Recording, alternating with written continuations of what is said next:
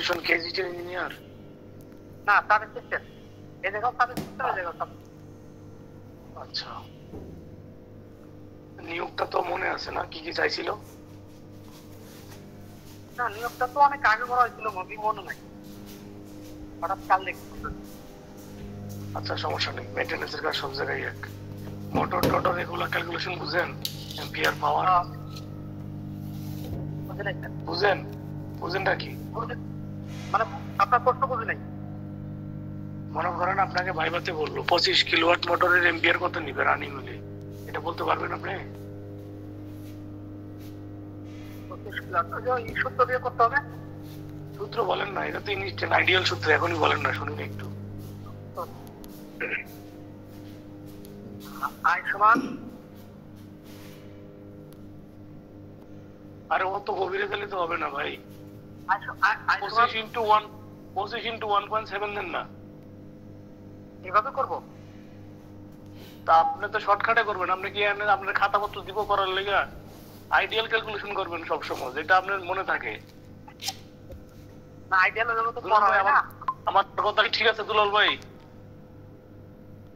হ্যাঁ ঠিক আছে ওখানে তো এত কিছু জিজ্ঞাসা করবে না শর্টকাটে এখানে তো খাতা শুনেন আপনি আমার কথা আগে শুনেন আপনি কথা বলতেছেন তো আমি শুনতেছি সবই আপনাকে কথা শুনেন পরে কথা বলেন আপনাকে ইন্ডিয়ান কোম্পানি ইন্ডিয়ান ইঞ্জিনিয়ারদের একটা ধর্ম আছে ঠিক আছে সেটা হচ্ছে তারা কোনো আনকোয়ালিফাইড লোক নেয় না আমি ইন্ডিয়ানদের সাথে কাজ করছি দুলাল ভাই কাজ করছে আমরা ইন্ডিয়ার চেন্নাই বেঙ্গালুরু ইঞ্জিনিয়ারের সাথে আমি বহুত কাজ করছি বুঝছেন ওদের সাথে কাজ করতে যেয়ে আমার একটা এক্সপিরিয়েন্স হয়েছে যে ওনারা কখনো আনকোয়ালিফাইড কারোর সাথে কোনো কিছু শেয়ারও করে না আপনাকে শেখাবেও না কোনো কিছু এটা আমাদের শোনেন আমাদের প্ল্যান্ট হচ্ছে ইন্ডিয়ান ওনার বাড়ি দিল্লি বুঝছেন আহমেদাবাদ উনি হচ্ছে ইলেকট্রিক্যালের আমাদের এখানে মানে ম্যানেজার ঠিক আছে তো ওনারা আমি আমার সাথে সম্পর্ক ভালো কিন্তু আমি ওনার কাছ থেকে যেটা দেখছি কি জানেন উনি বাংলাদেশি কাউকে কোনো কিছু শিখাবে না এটা হচ্ছে ওনাদের একটা ক্যারেক্টার এটা উনি না আমি যতগুলো ইঞ্জিনিয়ার পাইছি বা দুই একজন একটু ভালো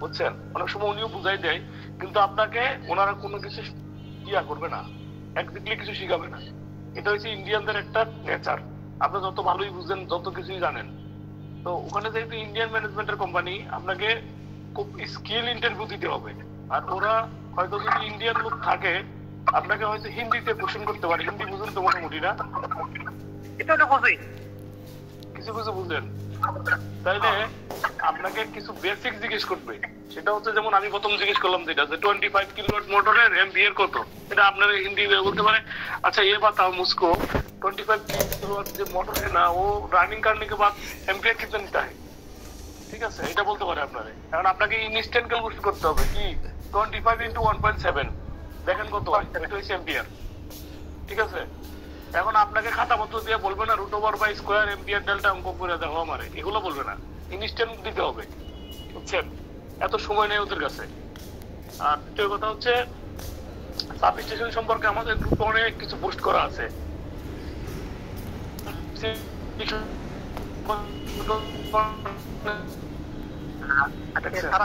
এগুলোই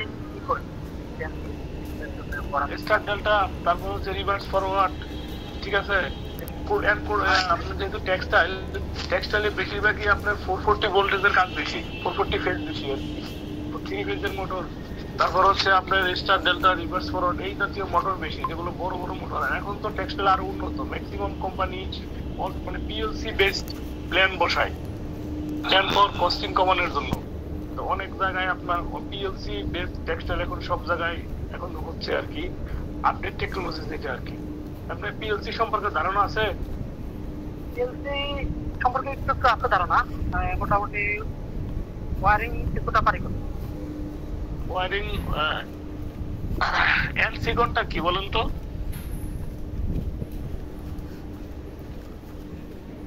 MC magnetic contact NC NC NC NC magnetic contact NC N normally open normally close এগুলো পড়েন নাই এগুলো করেন নাই ও এমসি আমি এমসি শুনছি এমসি নরমালি ক্লোজ হচ্ছে পিএলসির একটা সবচেয়ে গুরুত্বপূর্ণ জিনিস হচ্ছে রিলে। আপনাকে রিলের ফাংশন জিজ্ঞেস করতে পারে, রিলেটা ভালো করে দেখবেন, কারণ আপনার পিএলসি প্রত্যেকটা প্ল্যান্টে প্যানেল বোর্ডের ভিতরে সর্বোচ্চ ব্যবহার করা হয় রিলের কাজগুলো, ফিউজ, ঠিক আছে, সিগন্যাল সিস্টেম, এনকোডার বুঝেন, এনকোডার সিস্টেম বুঝেন? আচ্ছা, এনকোডারটা হইছে কোন জিনিস কে ক্যাপচার করার জন্য কিছু সেন্সর ব্যবহার করা হয়। আপনাকে কিছু মেশিন থাকবে যেগুলো অটোমেটিকলি অফ হয়ে যাবে, এগুলোতে এনকোডার সিস্টেম ব্যবহার করে, এনকোডার ব্যবহার করা আলাদা। এনকোডারের কাজ হচ্ছে কোনো কিছুকে সরাই দেয় আবার কাছে আনে আর কি, অনেকটা ম্যাগনেটিক টাইপের, কিন্তু এটা এনকোডার আলাদা আর কি, সাইটারা তৈরি করছে এই জিনিসটা, এটাকে এনকোডার বলে আর কি, বুঝছেন? এটা আপনার সার্চ দিয়ে দেখতে পারেন, হয়তো আমার অতটা আইডিয়া নাই, তবে আমি অতটুকু পাই আসছি। আর আপনি কম্প্রেসার মেইনটেনেন্স করছেন? কম্পিউটার মেইনটেনেন্স করতে অল্প খুব বেশি না। কম্প্রেসারের ওয়েল চেঞ্জ করে কতদিন পরে জানেন? না, এটা তো আমরা করি না। নরমাল মোটরের টেম্পারেচার কত বলতেন? নরমাল মোটরের টেম্পারেচার 60 হ্যাঁ, ডিগ্রি সেলসিয়াস। রাইট, হ্যাঁ ঠিক আছে, 60-65, একটু বেশি 50 থেকে ধরে আর কি নরমালি। এই জিনিসগুলো একটু দেখে যাবেন। আর ইলেকট্রিক্যালের অনেক সময় মাল্টিমিটারের কাজ জিজ্ঞেস করতে পারে, বুঝছেন? মাল্টিমিটার কখনো আপনি ব্যবহার করছেন কিনা, মাল্টিমিটার সম্পর্কে ধারণা আছে কিনা, মাল্টিমিটার বুঝেন কিনা? হ্যাঁ, ইন্ডিয়ানরা ম্যাক্সিমাম মাল্টিমিটার দিয়ে কাজ করে। আমাদের এখানে যারা ইন্ডিয়া চেন্নাই থেকে যারা আসে, তারা আমি দেখছি ম্যাক্সিমাম মাল্টিমিটারের উপরে ডিপেন্ডেবল, বুঝছেন? আর যদি পিএলসি হয়, হয়তো কিছু ব্র্যান্ডের নাম জিজ্ঞেস করতে পারে, কি কি ব্র্যান্ডের পিএলসি আছে, যেমন মিৎসুবিশি, সিমেন্স, ঠিক আছে, এগুলো হইছে মানে ইউনিক, স্যামসাং, এগুলা। আশরাফ ভাই একটু সংক্ষিপ্ত করবেন, আমাদের আরো দুইটা জায়গায় ইন্টারভিউ আছে। আশরাফ ভাই আচ্ছা, ঠিক আছে ভাই, সংক্ষিপ্ত করতেছি। তো আপনি যেহেতু বর্তমানে এমনি তো আছেন সাব স্টেশন ইঞ্জিনিয়ারে, আপনাকে কোশ্চেন মূলত করবে substation, 440 voltage, 220 voltage, high LTST, এগুলো জিজ্ঞেস করতে পারে। আর আপনার যে বেসিক যেগুলা আমাদের গ্রুপে যেগুলো দেওয়া আছে, অনেক কিছু দেওয়া আছে, আপনি কাইন্ডলি এগুলো একটু দেখে যাবেন, আশা করি সমস্যা হবে না। আর ইন্ডিয়ান তো হয়তো যদি হিন্দিতেও বলে, আপনি একটু যদি না বোঝেন দ্বিতীয়বার জিজ্ঞেস করে নেবেন, বুঝছেন?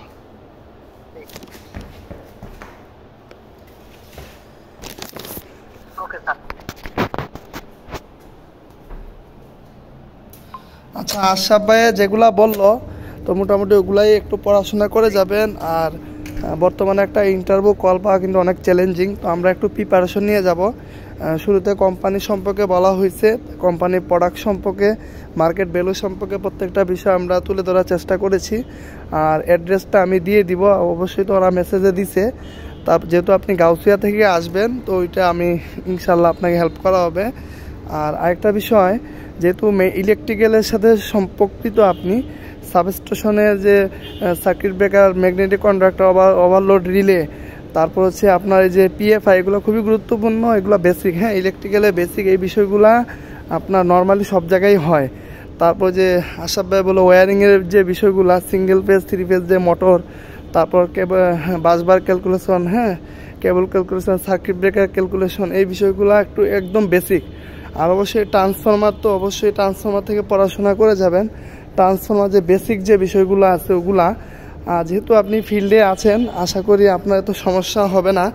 তো অবশ্যই ডিপার্টমেন্ট থেকে কোনো প্রশ্ন যদি করে, অবশ্যই এটাই করবেন আর কি, ওইভাবে। আর আরেকটা বিষয়, সেটা হইলো আপনার যে আশরাফ ভাই যেটা বললো আর কি, পিএলসি, এইচএমআই, ভিএফডিটা খুবই গুরুত্বপূর্ণ, যেহেতু এটা মোটরের সাথে ভালো একটা সম্পর্কিত, তো ভিএফডি সম্পর্কে একটু পড়াশোনা করে যাবেন আর কি, এ হচ্ছে বিষয়। আর হ্যাঁ, আর আরেকটা বিষয়, সেটা হচ্ছে আপনার এই আশরাফ ভাই, এটা সবার উদ্দেশ্যেই বলবেন। তারপর আমরা চলে যাব রাজু ভাইয়ের কাছে, চলে যাব সাইফ ভাইয়ের কাছে, চলে যাব। আশরাফ ভাই, আপনি একটু ভাইবা সম্পর্কে বলেন, ভাইবা যে কখন যাবে বা কিভাবে কি ড্রেস আপ